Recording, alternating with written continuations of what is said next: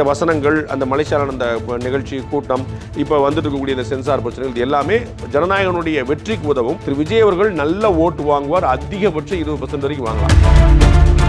GT Holidays and Dr. Srivarma Ayur Tharum Ayurveda presents Behind Notes Beyond the News with Rangraj Pandey, powered by Arabian Garden Seafood Restaurant.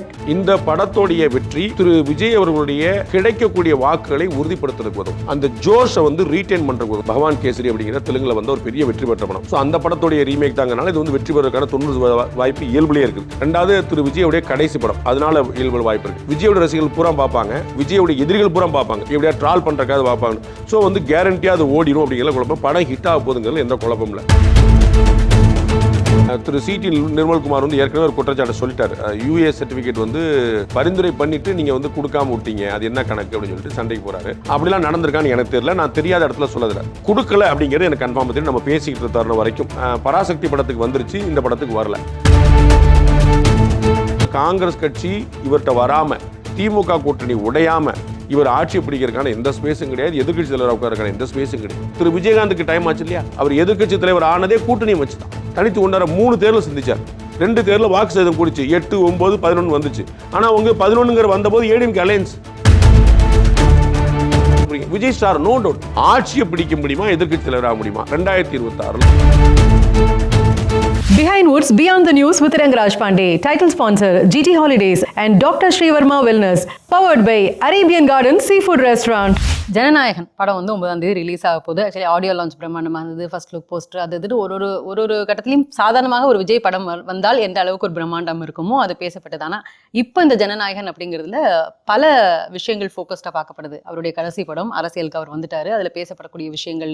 இப்போ 9ஆம் தேதி படம் release, அதுக்கப்புறம் ஒரு 2 வாரம் அதை பற்றின ஒரு சலசலப்பு இருக்கும். அதுக்கப்புறம் ஓடிடியில் ரிலீஸ் பண்ணுவாங்க. இப்படி மே மாதம் வரைக்கும் அந்த படத்தில் வரக்கூடிய வசனங்களோ இல்லை அந்த கிளிப்பிங்ஸோ அந்த ஒரு பஸ் வந்து இருந்துகிட்டே இருக்கும். இது எந்த வகையில் அவருக்கு அவருடைய எலெக்ஷன் கேம்பெயின்கோ அல்லது அவருடைய வெற்றியை உறுதிப்படுத்துறதுலையோ இது ஏதாவது ஒரு வகையில் சப்போர்ட்டிவாக இருக்கும்னு நீங்கள் நினைக்கிறீங்களா? நாம பேசிக்கிட்டு இருக்க தருணம் வரைக்கும் அதற்கு வந்து இன்னும் சென்சார் சர்டிஃபிகேட் கிடைக்கல. ஏன் அந்த இழுபறி?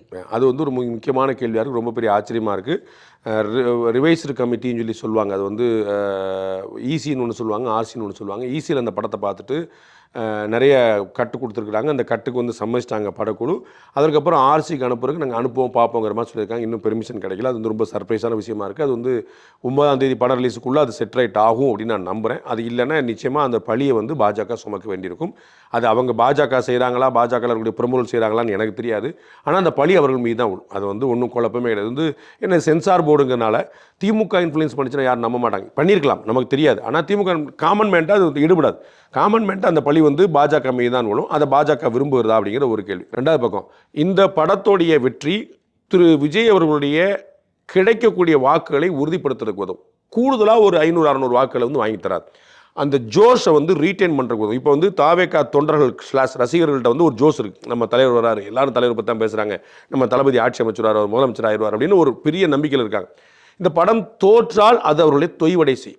அதற்கான வாய்ப்பு எனக்கு தெரிஞ்சில்லை. அந்த படம் வெற்றி பெறுவதற்கான வாய்ப்புகள் அதிகம் இருக்குது. அதை வந்து தடுக்கிறதுக்கான பல முயற்சிகள் இருக்குன்னு சொன்னால் அது வெற்றி பெறுவதற்கான பல வாய்ப்பு இருக்குங்கிறத நம்ம கண்கூட பார்க்குறோம். ஏன்னா இயல்புலேயே அந்த படம் ரொம்ப சுமாரான படமாக இருந்துட்டா கூட இது ஒரு மிகப்பெரிய வெற்றி பெற்ற படம். பகவான் கேசரி அப்படிங்கிற தெலுங்குல வந்து ஒரு பெரிய வெற்றி பெற்ற படம். ஸோ அந்த படத்தோடைய ரீமேக் தாங்கனால இது வந்து வெற்றி பெறுவதற்கான 90% வாய்ப்பு இயல்புலேயே இருக்குது. ரெண்டாவது திரு விஜயோடைய கடைசி படம், அதனால இயல்பு வாய்ப்பு இருக்குது. விஜயோட ரசிகர்கள் பூரா பார்ப்பாங்க, விஜயோட எதிரிகள் பூரா பார்ப்பாங்க, எப்படியா ட்ரால் பண்ணுறக்காக பார்ப்பாங்க. ஸோ வந்து கேரண்டியாக அது ஓடிடும் அப்படிங்கிற குழப்பம். படம் ஹிட் ஆக போகுதுங்கிறது எந்த குழப்பம் இல்லை. நீங்கள் குறிப்பிட்ட போல வசனங்கள்லாம் நிறையா இருக்குது. ஸோ படம் தோற்கிறதுக்கான வாய்ப்பு இல்லை. ஒருவேளை தோற்றால் அது கொஞ்சம் சோர்வடைய செய்யலாம். ஆனால் படம் வெற்றி பெற போகுது. அந்த வெற்றி பெறதுனால தொண்டர்களுடைய உற்சாகம் தொடரும்.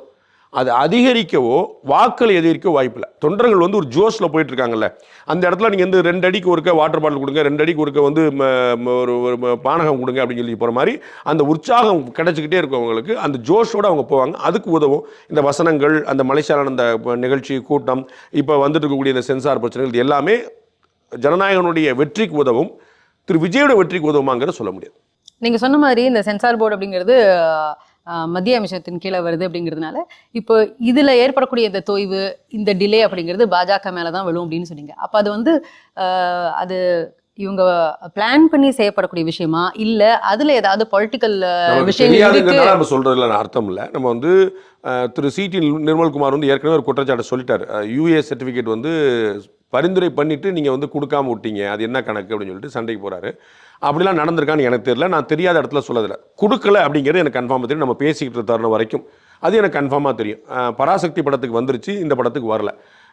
சென்சார் போர்டுங்கிறனால இது என்ன தான் அட்டானமஸ் பாடின்னு சொல்லிக்கிட்டா கூட அது வந்து சென்ட்ரல் கவர்மெண்டோட பாடின்னு எல்லாருக்கும் தெரியும். சென்ட்ரல் அமைச்சருக்கு கீழே வருதுனால எல்லாருக்கும் தெரியும். அதனால் வந்து தெரிந்தோ தெரியாமலோ உள்நோக்கத்தோட நல்லநோக்கத்தோட இயல்பான தாமதத்தோ எதுவாக இருந்தாலும் பழி பாஜக மீதான. இப்போ நீங்க பராசக்தியை மென்ஷன் பண்ணதுனால கேட்டேன். பராசக்தியினுடைய படத்தினுடைய ப்ரொமோஷனுக்கு வள்ளுவர் கூட்டம் கொடுக்கப்படுது. ஆடியோ லான்ச்சுக்கு இவர் விஜய் ஜனநாயகனுக்கு கேட்கும்போது அது மறுக்கப்பட்டதாங்கிறது தெரியல அப்படின்னு நீங்க சொன்னீங்க போன பெரியலையே, அப்படிலாம் இந்த மாதிரி எனக்கு தெரியல அப்படின்னு சொல்லிட்டு. அப்போ அதாவது விஜயினுடைய ஒவ்வொரு முன்னெடுப்புக்கும் இந்த மாதிரி தடைகள் அது மாநிலத்திலிருந்தோ மத்தியத்திலிருந்தோ வருதுங்கிற மாதிரியான ஒரு பிம்பம் இருக்கும்போது இது அவங்களுக்கு பேக்லாஷ் ஆகும் அப்படிங்கிறது தெரிஞ்சது தானே.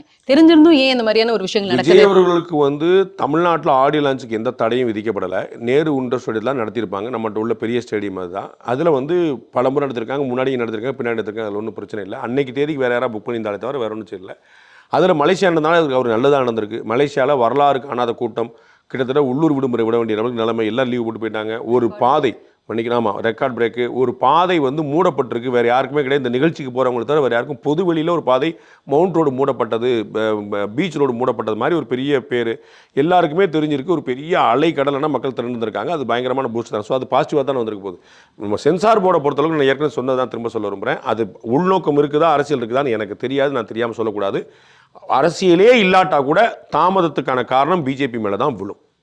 அப்படி பிஜேபி மேலேயோ இல்லை சில விஷயங்கள் இப்போ இந்த ஆடியோ லான்ச் மாதிரியான சம்பவங்கள் வந்து இவங்க மேலே தான் அந்த பிம்பம் விழும், அந்த பழி விழும் தெரிஞ்சிருந்தும் சிலது நடக்கிறதுக்கு சிச்சுவேஷன் அமைஞ்சிருதே, அது டிஎம்கேக்கோ இல்லை பிஜேபிக்கோ தெரியாதா? அதுக்கான முன்னெடுப்புகள் அவங்க எடுக்க மாட்டாங்களா? இல்லை இது நடக்கக்கூடாது, சரியா நடக்கணும் அப்படிங்கிறதுக்கான முயற்சி எடுக்க மாட்டாங்களா? தெரிஞ்சு செய்கிறாங்களா தெரியாமல் செய்கிறாங்களான்னு எனக்கு தெரியலங்கும் போது அவங்க இன்டர்வியூன் பண்ணணும் நம்ம எப்படி எதிர்பார்க்க முடியும்? அவங்க தடுத்திருந்தாங்கன்னா மேலே ஒரு அதிகாரி வந்து தடுக்கக்கூடாதுன்னு சொல்லலாம். அவங்க தடுத்திருக்காங்களா இல்லையானே எனக்கு தெரியாத போது நான் அதில் ஒன்றும் சொல்கிறேன், எனக்கு ஒன்று கருத்தில்.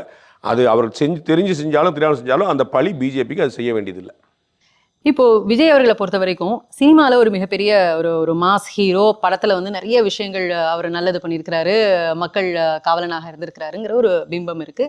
அது அப்படியே நம்ம பேசியிருக்கோம். இதுக்கு முன்னாடி நீங்கள் சொல்லியிருக்கீங்க எலெக்ஷனில் ஓட்டா அது கன்வெர்ட் ஆகுமாங்கிறது தெரியாது அப்படின்னு. திரு எம்ஜிஆர் அவர்களை பொறுத்த வரைக்கும் முதல்ல களப்பணி செஞ்சுட்டு அதுக்கப்புறம் திரைக்கு வந்தவர், திரையிலையும் அவர் இருந்தார், அப்போ அவர் அதுக்கு ஓட்டா கன்வெர்ட் ஆச்சு. பட் விஜயோட மாடல் அது வெற்றி பெறக்கூடிய பட்சத்தில் இது ஒரு புது பாதையாக அமைஞ்சிராதா?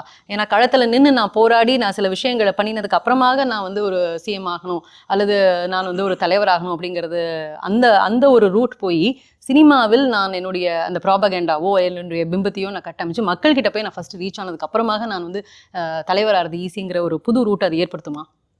தலைவராகிறது ஈஸி, நான் கூட தலைவராகிக்கலாம். நீங்கள் ஒரு கட்சி ஆரம்பிச்சு நீங்கள் தலைவராக மக்களுக்கு பிடித்த மக்கள் தலைவராக, மக்களுக்கு பிடிச்ச நடிகராக இருக்கலாம். மக்களுக்கு பிடித்த தலைவராக இருக்கிறது ஒரு தேர்தல் நடக்க போகிறதில்ல. நான் ஏற்கனவே சொல்கிறேன், 2026 தேர்தலில் திரு விஜய் முதலமைச்சராக போவதில்லை, திரு விஜய் வந்து எதிர்க்கட்சி தலைவராக ஆக போவதில்லை. பட் இந்த அளவுக்கு ஒரு முக்கியமான கட்சியாக அவர் வந்திருக்காரு. ஏன்னா சீமான் அவர்கள் இத்தனை வருஷம் களத்தில் இருக்கிறாங்க. பட் அதை தாண்டி இன்னைக்கு வந்து டிவிக்கே முதல் முறை தேர்தலை சந்திக்கிறது அப்படிங்கிறதுலேயே ஒரு பெரிய கட்சியாகவும் மற்ற இரு பெருங்கட்சிகளுக்கு ஒரு பயத்தை ஏற்படுத்தக்கூடிய கட்சியாகவும் இருக்கு. இந்த அளவுக்கு ஒரு ஸ்ட்ராங்கான கட்சியாக இருக்கு அப்படின்னா போட்டிட்டு எவ்வளோ எம்எல்ஏக்களை பெறுவாங்கன்னு நினைக்கிறீங்க? சும்மா ஒரு நம்பர் சொல்லுங்க, யாரும் உங்களை பழி சொல்ல மாட்டாங்க. சும்மா ஒரு நம்பர் சொல்லுங்க, ஒரு எவ்வளோ எம்எல்ஏ வருவாங்க? இப்போ இன்னைக்கு இருக்கு. நீங்களே சொன்ன உங்களுடைய அந்த கருத்து என்னப்படியே 20% மேலேன்னு சொல்லியிருக்கிறீங்க. நான் சீட்டு கேட்குறேன். 10-15 சீட்டு வந்து சிரஞ்சீவி அவர்களே பெற்றிருந்தார். சிரஞ்சீவியோட ஒரு பெரிய ஸ்டார் நீங்கள் பார்த்துட முடியாது. பவன் கல்யாணுக்கு கம்மியான ஒரு ஸ்டார் கிடையாது. அவர் வந்து அவ்வளோ பிரமாதமாக பண்ணுவாங்க. பவன் கல்யாண் வந்து நாம் தனித்து ஆட்சி பிடிக்க முடியாதுன்னு ரொம்ப தெளிவாக தெரிஞ்சு பாஜக தெலுங்கு தேசம் கூட்டணிக்கான கேட்டலிஸ்டாக இருந்து இன்றைக்கி துணை முதலமைச்சராக போய் செட்டில் ஆகிட்டார். அதுதான் நான் பல முறை சொன்னேன். அப்போ சிரஞ்சீவி அவர்கள் கட்சியை வந்து கலைச்சிட்டு காங்கிரஸில் சேர்த்துட்டு போயிட்டார். விஜயசாந்தி டெல்லி தெலுங்கானான்னு தனி கட்சி அமைச்சாங்க. தெலுங்கானாவில் நல்ல ஸ்பேஸ் இருந்துச்சு. அன்னைக்கு தேதிக்கு பாஜக காங்கிரஸோ வளரவே இல்லை. ஒரே ஒரு கட்சி டிஆர்எஸ் மட்டும் தான் இருந்துச்சு. அவங்க எவ்வளவோ ட்ரை பண்ணி கதைக்காக முடிச்சு அவங்க கட்சி கழிச்சு போயிட்டாங்க. ஸோ நீங்கள் வந்து நடிப்பில் ஸ்டாராக இருக்கிறது வேற, தரையில் இருக்கிற வேற, திரை வேற தரை வேறங்கிறது தெளிவாக வச்சுக்கணும். திரு விஜய் அவர்கள் நல்ல ஓட்டு வாங்குவார், அதிகபட்சம் 20% வரைக்கும் வாங்கலாம்.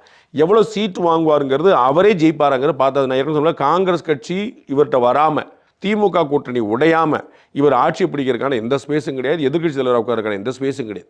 இவரே ஜெயிப்பாராங்கிறது அந்த தொகுதியை பொறுத்தா நம்ம சொல்ல முடியும், எங்கே போட்டிடுறாருங்கிற பொறுத்தா நீங்கள் சொல்ல முடியும். அது நம்ம இல்லாமல் ஒரு 19 சொல்ல முடியாது.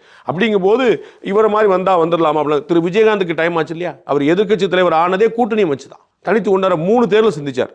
2 தேர்தலில் வாக்கு சதவீதம் கூடிச்சு, 8, 9, 11 வந்துச்சு. ஆனால் அவங்க 11 வந்தபோது ஏடிஎம்கே அலையன்ஸில் இருக்கும்போது அவர் எதிர்க்கட்சி தலைவர் ஆனார். அதான் திரு விஜயகாந்த் ஒரு ஸ்டார் இல்லையா, திரு சிரஞ்சீவி ஸ்டார் இல்லையா, திருமதி விஜயசாந்தி ஸ்டார் இல்லையா? இப்படி யார் ஸ்டார் இல்லைன்னு சொல்லிட்டு நீங்கள் சொல்ல போறீங்க? விஜய் ஸ்டார், நோ டவுட், மறுக்கவே, நல்ல நடிகர், பெரிய நடிகர், ஸ்டார், நோ டவுட். ஆட்சியை பிடிக்க முடியுமா, எதிர்க்கட்சி தலைவராக முடியுமா? 2026 இல்லை.